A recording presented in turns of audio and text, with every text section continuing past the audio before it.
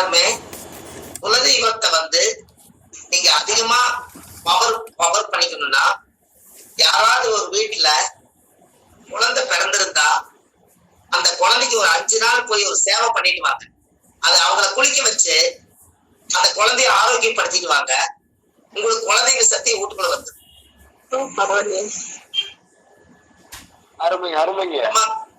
குழந்தை எத்தனாம் பாவம்?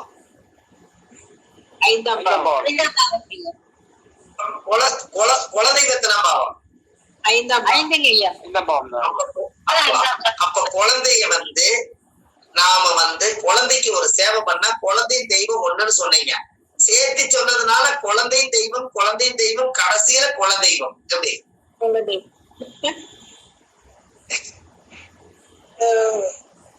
நீங்க போய் கொஞ்சம் கொதிக்க வச்சு அந்த குழந்தைக்கு வானம் பார்த்து படுக்க வச்சிருப்பாங்க. நாம படுத்து தூங்க முடியுமா? அப்படி அந்த குழந்தைய வானம் பார்த்து படுக்க வச்சிருப்பாங்க. அது ஏன் அப்படி? மேசத்துக்கு மேசத்தால ரிஷப கழுத்து, மிதன தோள்பட்டை, கடக மார்பு, சிம்ம வயிறு, கன்னி இடுப்பு, துலாம் சிறுநீரகம், விருச்சிக ஆசன வாய்வு, தனுசு தொடை. அப்போ அந்த முழங்கால், அந்த தொடைக்கட்ட முழங்கால் வரும். தொடைக்கு வரும்போது குரு வருவார். அதனாலதான் அந்த முழங்கால் அந்த குழந்தையை படுக்க வச்சு அந்த தொடை மேல கொண்டு போய் குருவோட இடத்துல அழகா வச்சு அவங்க கண்ணு மூக்கு எல்லாம் எடுத்து விட்டு அந்த வீட்டுல அழகா அந்த குழந்தைக்கு அப்படி தேய்ச்சி குளிக்க வச்சு 9ஆம் படம் என்பது தெய்வம், தானம், தர்மம், புண்ணியம் எல்லாமே சேவையெல்லாம் அங்கதான் இருக்குது. அந்த 9ஆம் பாவத்தை போய் நீங்க இயக்குனீங்கன்னா, குழந்தையை குளிக்க வச்சீங்கன்னா, அந்த குழந்தை பலலை சொல் கேளாதவங்கிற மாதிரி குழந்தையும் தெய்வமும் கடைசியில குலதெய்வமா மாறி நீங்க செஞ்ச சேவைக்கு குலதெய்வ அனுகிரகம் உங்க ஜாதகத்துல வந்தே தீரும். கண்டிப்பா.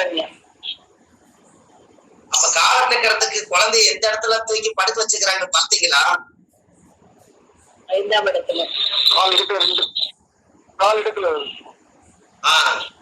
அது குரு வீடா வருது. காலச்சக்கரத்துக்கு 9வது வீடு குரு வீடு. அந்த குரு தான் அந்த வீட்டுக்கு வராது. அப்போ நீங்க குழந்தைக்கு அந்த பெண்கள் எல்லாருமே குழந்தைய குளிக்க வச்சு அதுக்கு சேட்டு பார்த்திருக்கீங்களா? அந்த காலத்துல சேட்டு இப்ப குழந்தைய குளிக்க வைக்கிறது எதிர்குளிப்பு பார்த்திருக்கீங்களா நீங்க?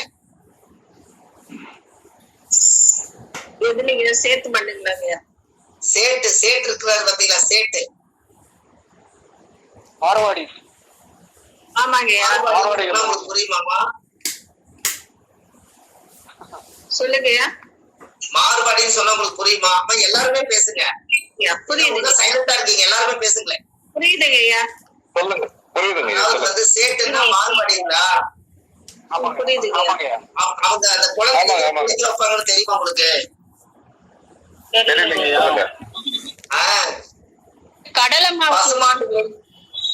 பசுமாட்டு நெய்யும் கடலை மாவும் சேர்த்து அந்த குழந்தைய சின்ன குழந்தையிலேயே விளையாட குளிக்க வச்சிருவாங்க. அப்பவே குருன்னா நெய், பசுமாட்டு நெய். குருன்னா பணம், குருன்னா பிராமணர் பார்த்த சாப்பாட்டுக்கு நெய். அப்பவே நெய்ய உடம்புல குழந்தையிலேயே அப்ளை பண்ணிடுவாங்க. அப்ப குருவோட ஆதிக்கத்தை உடம்புல அழுத்திடுவாங்க எல்லாமே. அந்த கடலமாவும் குருவோட ஆதிக்கம் தான். அந்த குருவும் பசுமாட்டு நெய்யும் மகாலட்சுமி உடம்பு பணம் பசுமாட்டுல இருந்து எடுத்ததான் நெய். அந்த மகாலட்சுமி உடம்புல அப்ளை பண்ணிடுவாங்க. பிறந்ததுல இருந்து சாக வரைக்கும் அவங்களுக்கு காசு தரத்திலுமே வந்தது இல்ல. எப்படி? ஆமாங்க. அவங்க எந்த காலத்துல நம்மள போல வட்டி கடன் வாங்கிட்டு கட்டுக்காரன் குடிஞ்சு நிக்கிறாங்க? இல்லைங்க. அவங்க அழகா ஒரு பொருளை, அழியாத பொருளை வாங்குவாங்க, அழகா விற்பாங்க. குடும்பமே எல்லாம் சேர்ந்து பாடுபடுவாங்க. எல்லாரும் ஒன்னா சாப்பிடுவாங்க, ஒன்னா தூங்குவாங்க. நல்லா ஆரோக்கியமா இருந்தாங்க. பசுமாட்டு நெய்யும் கடலை மாவும் குருவோட ஆதிக்கம்.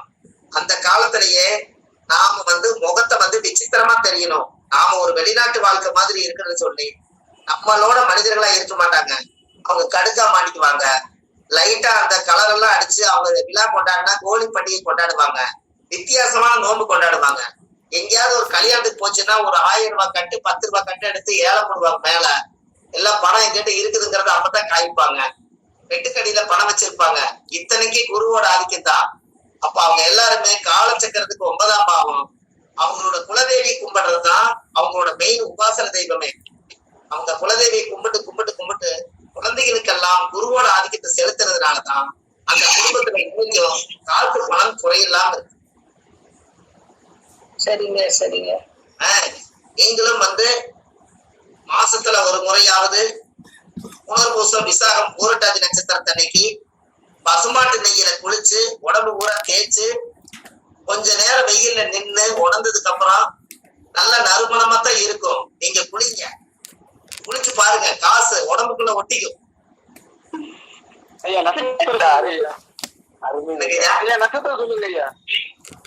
ஐயா புனர்பூசம் விசாகம் பூரட்டாதி நட்சத்திரத்தன்னைக்கு, புனர்பூசம் விசாகம் பூரட்டாதி குருவோட நட்சத்திரத்தன்னைக்கு பசுமாட்டு நெய்க்கு குருவுக்கு ஒரு தொடர்பு இருக்குல்ல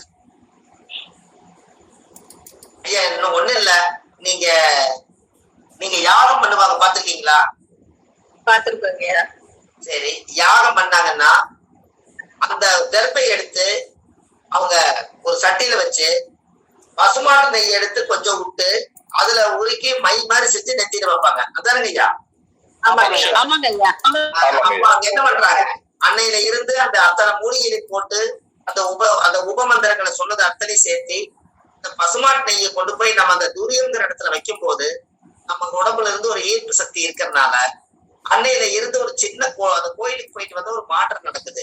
கும்பாபிஷேகத்துல அந்த மந்திரங்கள் எல்லாம் சொல்லி உச்சாரம் பண்ண நேரம் அதனால அந்த இடத்துல பசுமாட்டு நெய்யில தான் நெத்தியில வைப்பாங்க. பாத்திருக்கீங்களா? பாத்துருக்கோங்க ஐயா.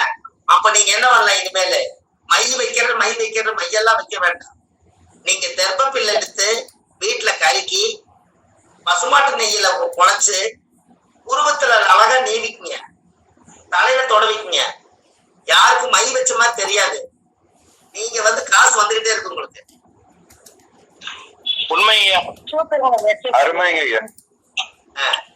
மை வச்சா நமக்கு மை வச்சீங்கன்னு வைங்க, ஓ இவர் ஏதோ மந்திரம் பண்ணிட்டு நிக்கிறாரு, இவரை பார்த்தாலே முகம் அசியமா இருக்குது, இவர்கிட்ட நிக்க கூடாது, இவர்கிட்ட ஜோசி பார்க்க கூடாது, ஓடிட்டாங்கன்னா பயமே. அதனால அது புருவமும் நம்மளுக்கு கருப்பா இருக்குது.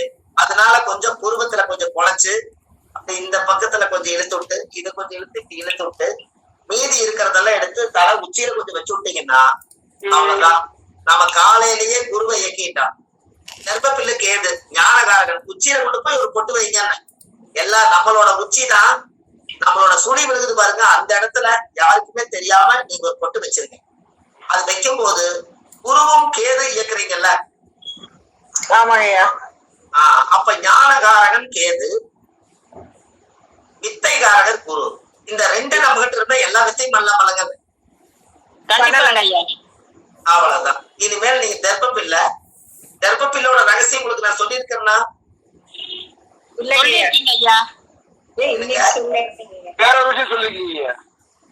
என்னங்கம்மா தர்பை பத்தி என்ன சொல்லல,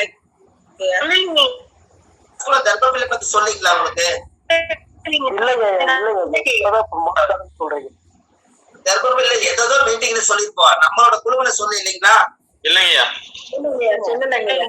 அதாவது நல்லா தெரிஞ்சுக்கங்கம்மா, கர்ப்பப்பிள்ளை எப்படி உருவாகுதுன்னு உங்களுக்கு தெரியுமா? நல்லா வாழ்ந்து நல்லா பொழைச்சு குழந்தையெல்லாம் பிறந்து அவரு கல்யாணம் பண்ணி வச்சு பேரம்பேத்தி எல்லாம் பிறந்து அந்த பேரம்பேத்திக்கு கூட சீர் சீமந்த செஞ்சு போட்டு பாட்டை கொள்ளு பாட்டனா இருந்து பாவங்கள் செய்யாம புண்ணியம் மட்டுமே செய்து அவர் கடைசியில இயற்கை மரணமாகி பூர்ண ஆயுளோடு அவர் காலமானா அந்த ஊரே சேர்ந்து நல்லா வாழ்ந்து பொழைச்சவரை கொண்டு போய் அவங்க கட்டையெல்லாம் வச்சு எரிச்சிருவாங்க. அது எரிச்சு முடிச்சதுக்கு அப்புறம் மறுநாள் காலையில போய் ஒரு எலும்பு துண்டு எடுத்து அஸ்தியில போட்டு அந்த ஒரு மண் கலையத்துல போட்டு எடுத்து கொண்டு போய் இந்த ஆத்மாவை கொண்டு போய் கரைக்கிறதுக்கு போவாங்க. இதை கரைக்க போய் அந்த ஆத்மா அந்த சாம்பல் எல்லாம் போய் கரைச்சு விடுவாங்க.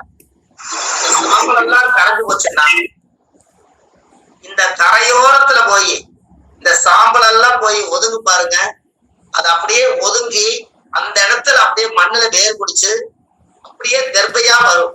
அதுதான் கர்ப்பப்பிள்ளுடைய தாய்க்கு மூலாதாரம். விதையில்லாம வளரக்கூடியது ஒன்னே ஒண்ணு கர்ப்பப்பிள்ளை மட்டும்தான். முன்னோர்களுடைய ஆசீர்வாதத்தால வர்றத தர்ப்பம். உங்களுக்கு புரியுதுங்களா? புரியுதுங்க ஐயா. அந்த முன்னோர்கள் அந்த தர்ப்பணம் கொடுத்ததெல்லாம் போய் கரையோரத்துல ஒதுங்கிருமா.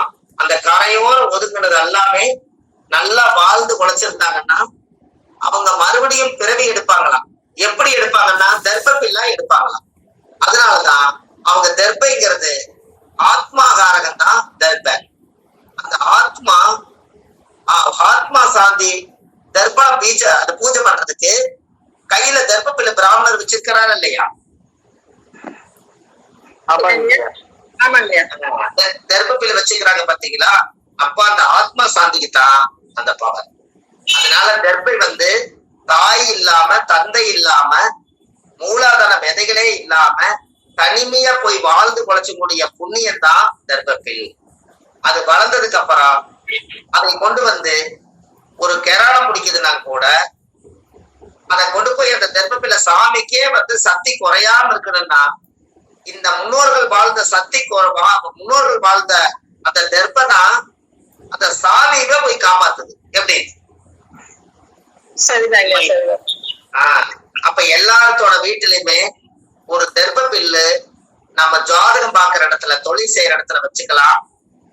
குழந்தைகளுக்கு பள்ளிக்கூடம் போகும்போது தர்ப்பப்பில்ல நீங்க ஒரு ஆசீர்வாதம் பண்ணி விடலாம். அடிக்கடி வெள்ளிக்கிழமை தர்ப்பப்பில்ல குழந்தைகளுக்கு பவித்திர மோதிரம் போட்டு தூங்க வைக்கலாம். தர்ப்பையுடைய பவர் இருக்கும் போது தர்ப்பைக்கு உண்டானது என்ன கிரகம்? கேது. கேது என்பது ஞானகாரகன். தர்ப்பையை நீங்க உங்க வீட்டுக்குள்ள வச்சிருக்க வரைக்கும் அந்த வீட்டுல முன்னோர்களுடைய ஆசீர்வாதம் இருக்குமா. அப்ப அந்த குழந்தைகளுக்கு ஞானம் சுரக்குமா. அப்ப இனிமேல் தர்ப்பையில நீங்க வீட்டுல வச்சிருந்தா முன்னோர்களுடைய ஆசீர்வாதம் எப்போதும் இருக்கு. பாருங்க. சரிங்க ஐயா. அப்ப இதெல்லாம் பரம ரகசியம் தானுங்க. ஆமாங்க ஐயா. இன்னைக்கு சிறப்பான தர்ப்பப்பில்லுக்கு அந்த காலத்துல பிராமணர் வீட்டுல அவங்க 1000 பிரச்சனைகள் இருந்தாலும் அவங்களுக்கு ஏன் சமஸ்கிருதத்தை அவ்வளவு வேகமா படிக்க முடியுது? நம்ம ஜோதிடம் படிக்கிறோம். ஏன் அவங்க சமஸ்கிருத எழுத்து ரொம்ப டஃப், பயங்கர டஃப், படிக்கிறது ரொம்ப கஷ்டம். ஒரு எந்த இடத்துல நிறுத்தணும், எந்த இடத்துல சுதி ஆரம்பிக்கணும், அந்த பாட்டு கொண்டுனா ஓம் கிரீம் க்ளீம் ரீம் உச்சிஷ்ட மகா கணபதியே வரவரத சர்வஜனமே சமான்ய ஸ்வாஹா. எங்கேயோ போதா இல்லையா? அவங்க எங்க இழுக்கணும், அவங்க எங்க இழுக்கணும், அந்த பிராமணர் இருக்கு. அப்போ அந்த அவ்வளவு ஞானங்கள் கிடைக்கணும்னா அதுக்கு யாருடைய மூலாதாரத்தினால அந்த படிப்பை அவ்வளவு சமஸ்கிருதத்தை படிச்சு மந்திரம் ஓத முடியுதுன்னா அவங்க வீட்டுல தர்ப்பப்பில்லு பாயில உட்கார்ந்து ஒரு காலத்துல அது பண்ணிருக்காங்க. எப்படின்னா பாருங்களேன், ஒரு நிமிஷங்க ஐயா. ஆமா ஐயா, லைட் கிடைச்சிட்டுங்களா? இருக்குங்கய்யா. அப்போ அந்த காலத்துல அப்ப பிராமணர்கள்லாம் அந்த ஸ்லோகத்தை சொல்லி அந்த மந்திரங்கள் எல்லாம் பாடுறதுக்கு அவங்க தெர்ப்பணம் கொடுக்கறதுக்கு ஒரு சொம்பு ஒரு தெர்ப்பப்பில்லு வச்சுட்டு ஆத்தங்கரைக்கு போவாங்க. ஆத்தங்கரையில போய் பவித்திரம் போட்டுக்குவாங்க. அந்த ஸ்லோகம் சொல்லுவாங்க. எல்லாமே ஞான சக்திகள் எல்லாம் சித்தியானதுக்கு காரணமே மூலாதாரம் விலை ரொம்ப கம்மி. கடையில் போய் கேட்டா வெறும் கட்டே 5 ரூபா தான். ஆனா 5 ரூபாயில 5 பஞ்சபூதத்தை கண்டுபிடிச்சலாம் பாருங்க தெர்ப்பப்பில்ல.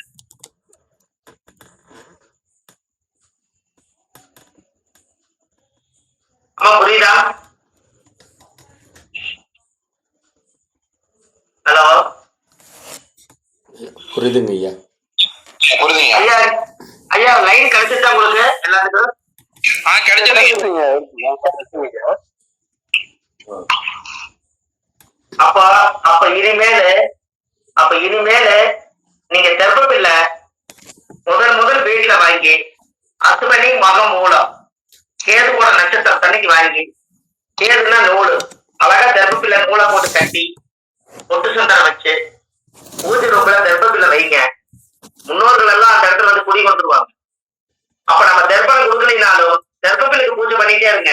அமாவாசை வந்தா என்ன, பௌர்ணமி வந்தா என்ன, தெர்ப்பப்பில்லுக்கு சேர்த்து ஒரு தீபாவளி காமிங்க. முன்னோர்களுக்கு நீங்க காப்பிட்டு இருக்கிறீங்க. சரிங்க. அப்ப உங்களுக்கு புரியுதா? புரியுதுங்கய்யா. ஐயா புரியுதுங்கய்யா. முன்னோர்களுக்கு நீங்க பூஜை பண்றது ரொம்ப சிறப்பு தானே. கண்டிப்பா. ஆமாங்க ஐயா. செய்யறேங்க, இனிமேல் செய்யறேங்க. ஐயா கேதுன்னா ஞானகாரகம். ஞானம் முட்டி போச்சுன்னா சாமியார் ஆயிடுவாங்க, சித்தர்கள் ஆயிடுவாங்க. சித்தர் என்ன வேட்டி கட்டிப்பாரு? காதி. காவி வேட்டி. காதி வேட்டி கட்டிப்பாரு. ரைட்டு.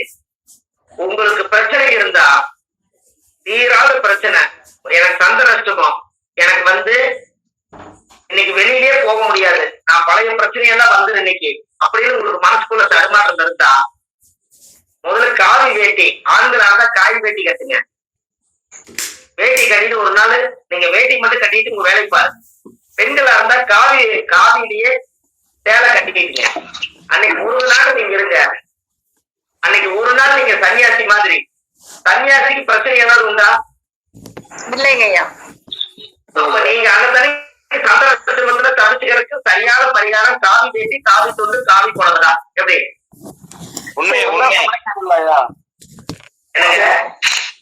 சந்திராசமானு கேளுங்களையா ஐயா, சந்தர்ப்பத்துக்கு மட்டும் இல்ல, சந்தர்ப்பம் மட்டும் இல்ல, உங்களுக்கு பிரச்சனை இருந்தா, தீராத பிரச்சனை இருந்தா காய் வேட்டி கட்டிட்டீங்கன்னா பிரச்சனை குறையுங்க.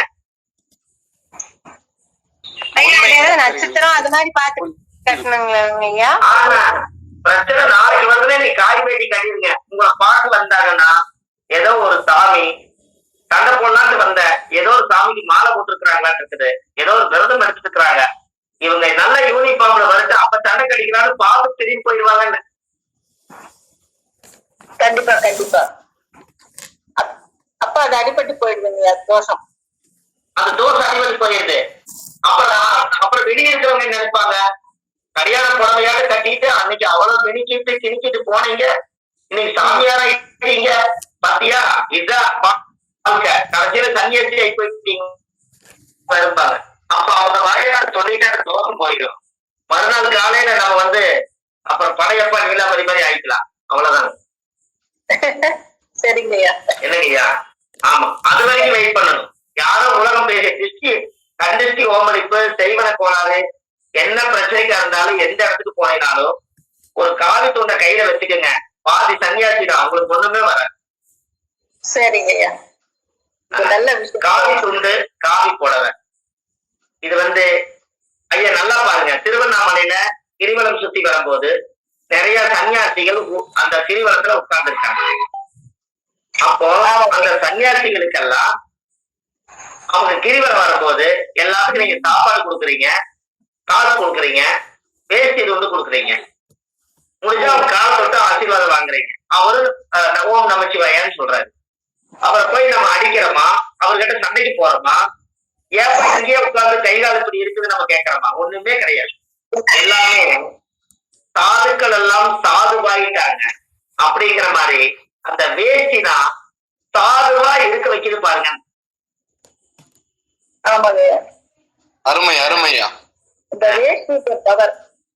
ஐயா, பரிகாரங்களை முதல்ல நம்ம தப்பிக்கிறதுக்கு பரிகாரங்களை நீங்க நிறைய வச்சுக்கணும். ஏன்னா ஒரு இடத்துக்கு போறோம், என்ன வேஷம் போட்டு போனா நம்ம ஜெயிப்புங்கிறது முதல்ல ஜோசியருக்கு தெரியணும். கரெக்டுங்களா?